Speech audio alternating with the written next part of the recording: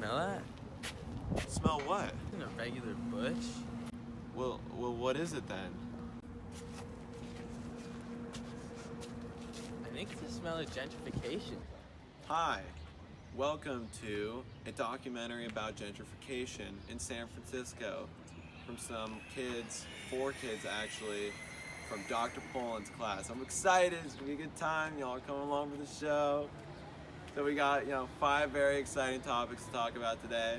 We got the history of gentrification, we got major laws / events, then we got groups and individuals, we got art to talk about, and then at the very end, we're gonna talk about people that have shaped gentrification.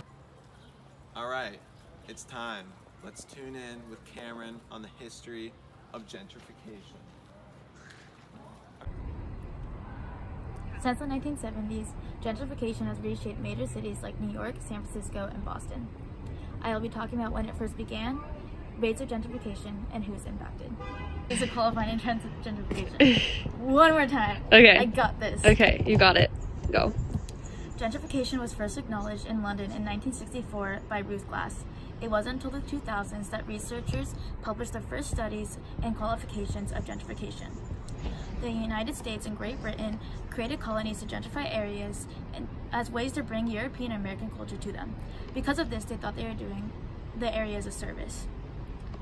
They called it free trade. However, all it did was push out residents and take their resources. Then the concept of laissez-faire aided to the process of gentrification, for the government had no intention of stopping gentrification in lower income areas. Capitalist urbanization led to the growth in GDP.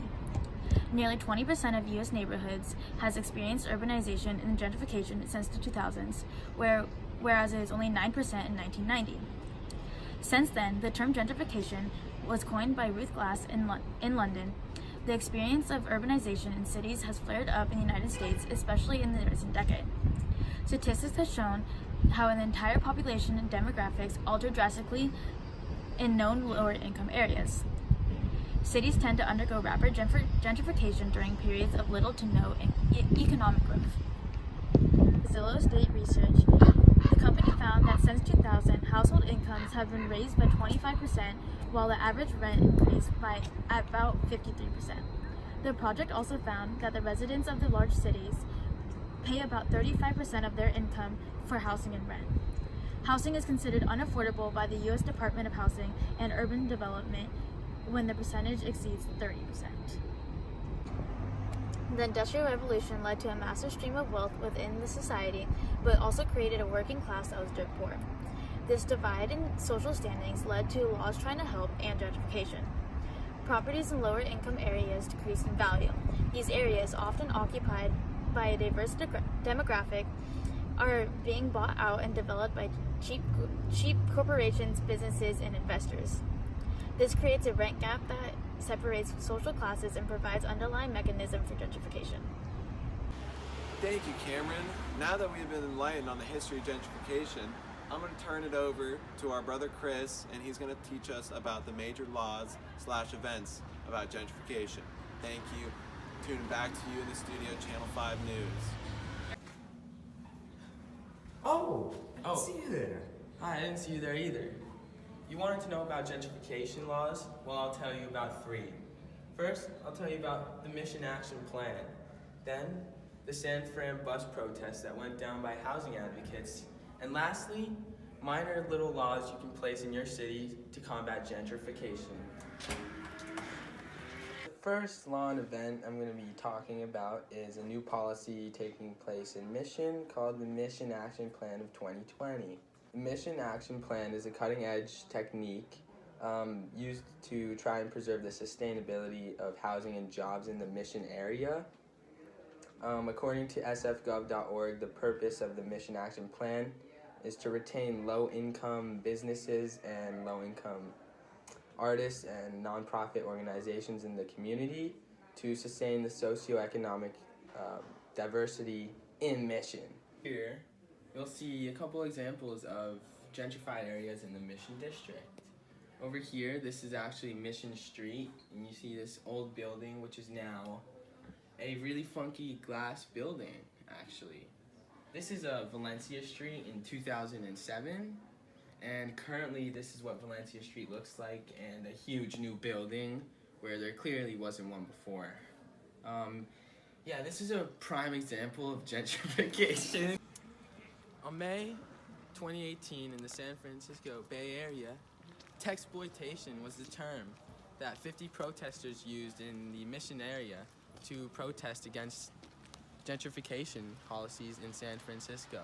The protests consisted of many different actions which were used to block buses, actually, the tech buses in the Mission area, so they couldn't move because it was kind of a tech protest for the new tech buildings being built around the Mission district. People were protesting the new Google campuses and new tech buildings in their neighborhoods, and basically stopped the tech buses actually from moving to protest this. Bang! Okay. As gentrification rates are rising and rent is as well, there's a bunch of small policies you can use in a city to help bring the rent taxes down. Shelterforce.org has 7 different ways you can implement something to bring the rent down and decrease gentrification in general, but I'll talk about the 2 main ones out of the 7. The first one is putting more middle income housing in cities which have less taxes on water and heat and stuff like that to make it sustainable and livable. What you can do is not build large-scale luxury buildings and apartments in at-risk neighborhoods, because this causes a really big raise in rent and makes displacement a really big issue. Hey, Thanks, Chris, for teaching us about the laws/events that have been created to help fight gentrification. I'm your anchor, and I'm going to transition you into the next segment, which is about groups/individuals that have been, created to fight gentrification. And guess who's going to present it? Me! With all the negative effects of gentrification in cities, especially amongst low-income families, there has to be someone or something trying to stop this issue, right? This leads me to my point being that gentrification actually is an issue that has seen action through many groups, both nationally and locally. I'll be talking today about the national organization called the Right of the City. Then I will cover San Francisco's Plaza 16 Coalition and its efforts to prevent gentrification. And then finally, I will explain Rachel Brahinsky's Urban Field course at USF. When looking at gentrification, it's easy to see that just about every state in the US has experienced its own forms of gentrification. And to combat against this issue, an organization called the Right to the City has taken the issue to a national level. According to the Right to the City's mission, found on their very own website, they created their organization in 2007 with the goal of responding to gentrification and displacement of low-income people, people of color, marginalized LGBTQ communities, and youths of color. Under the Our Work section on the Right to the City website, the RTC holds urban congresses in multiple different cities with the involvement of social justice organizations, environmental groups, and etc. to help create a sustainable 21st century. The Right to the City also launched a Housing for All national campaign that aims to protect, defend, and expand housing through its truly affordable and dignified for low-income communities. Okay, so the monster in the mission is a name given by the Plaza 16 Coalition to refer to the largest proposed luxury development in the history of the Mission. Maximus has proposed the development of a 10-story, 350-unit apartment complex on 1979 Mission Street. The Plaza 16 Coalition have made efforts to stop this by rallying a public hearing at Mission Dolores Park, which is where we are, on February 7, 2019, to show that the monster is way too expensive, with rent costing around $3,500 to $5,000 a month, and its size would be too large as it would create a shadow over the Marshall Elementary School. That's it. yes. Alright, so now that we have seen how gentrification has been examined through USF, now we're at Mission Dolores Park to talk about how San Francisco as a city has dealt with gentrification. So the Mission District, which is what Dolores Park is located in, has seen some of the most gentrification in San Francisco. But there are groups such as the Plaza 16 Coalition who are making constant efforts to prevent one of the largest market rate developments, referred to as the monster in the Mission, from going into full effect. So what exactly is the Plaza 16 Coalition? According to their own website, the Plaza 16 Coalition is the neighborhood, residents, business, and community organizations from the 16th and Mission neighborhoods who have strategies to ensure that low-income communities and communities of color who benefit from the decisions that shape their neighborhood. The Plaza 16 Coalition is working together to defeat the monster in the Mission and to prevent it from further gentrifying the already heavily gentrified Mission District. Rachel Brahinsky is the Urban and Public Affairs Program Director at USF, who sheds light on gentrification in the city of San Francisco through her Urban Field course. Brahinsky focuses her research and teaching around the challenges of race and inequality in the context of rapidly changing American cities, with a main focus on San Francisco according to usfca.edu. An article titled "What Comes After Gentrification" on the same website highlighted a segment on Rachel Brahinsky's Urban Field course at USF. Brahinsky utilizes the city of San Francisco to enlighten her students on the growing gentrification through combining classroom academics with real-life fieldwork by exploring neighborhoods around the city with her students. All right, thank you, Alex. Now let's see what Sally has to say about art.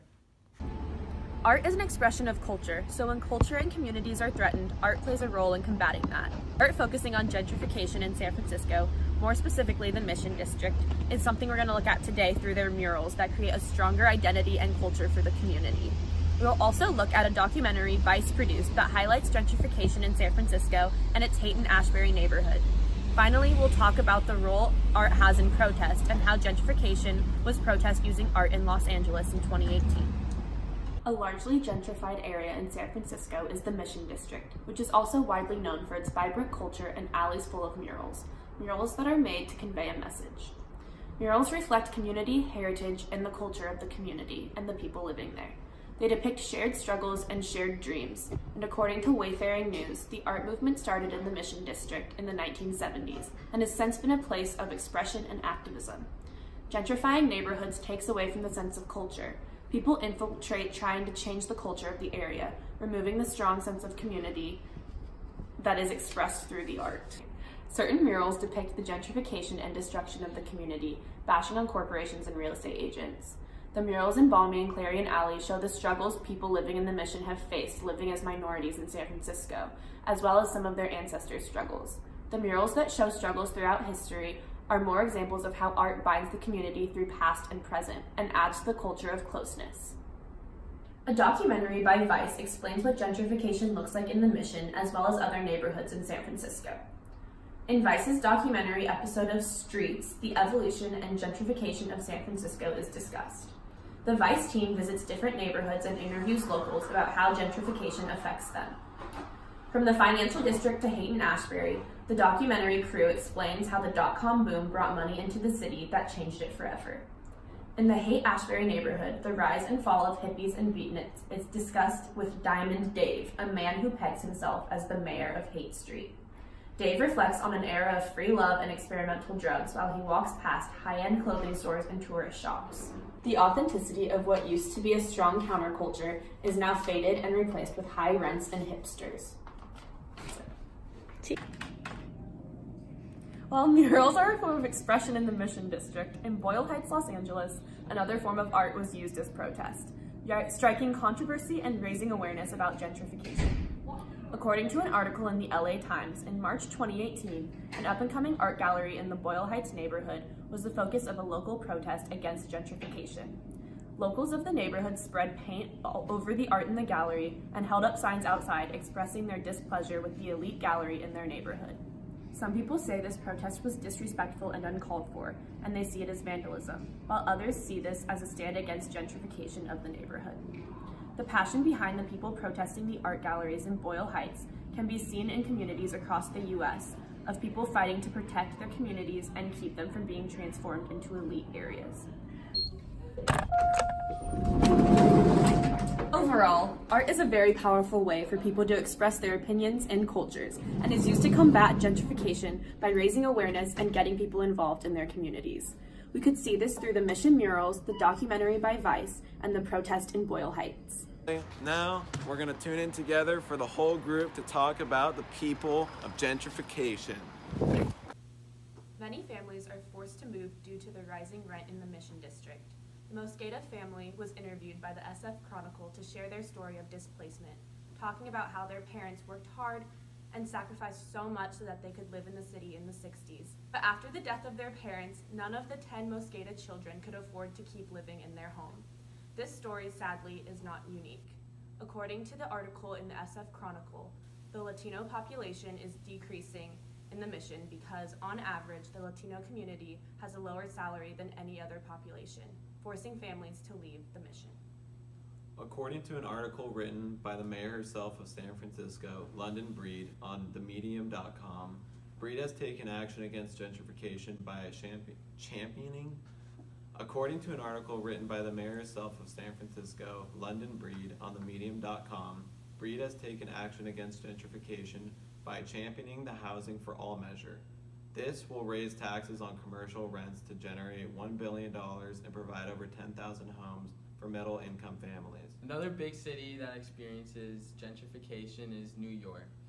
According to the Huffington Post, areas like Central Harlem, East Harlem, and Morningside Heights have rents that have rose up to 50% from 1990 to 2014. Currently, the New York Senator Adriano Espaillat is running for Congress to combat gentrification in low-income areas like Harlem. Under this plan, Congress would implement anti-gentrification zones, and that would lead to areas with low-income people and low-income housing to not be gentrified or targeted, and this would lead to housing and other people at risk to have an area where they could actually have housing instead of being homeless. Large companies moving to new areas is typically disguised as a good idea because it will create new jobs and lead to government and economic growth. What is often overlooked is the displacement of lower-income households that comes with it. According to the news platform, The Conversation, Amazon has recently planned on building headquarters and offices in Manhattan, New York, and on the outskirts of Washington, D.C. These locations are no exception to the platform of gentrification. The New York location borders the largest low-income housing area in the United States and is home to African Americans and Hispanic residents, which median income is below the federal poverty level.